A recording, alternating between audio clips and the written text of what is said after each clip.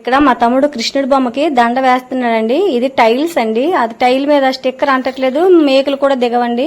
పాపం ఎలా ట్రై చేసినా ఉండట్లేదు. లాస్ట్ కి తీసేసాము, తీసి బయట పైన వేరే దానికి వేసాము. ఇప్పుడైతే పూజ అంతా అయ్యిందండి. ఉదయం సాయంత్రం అయితే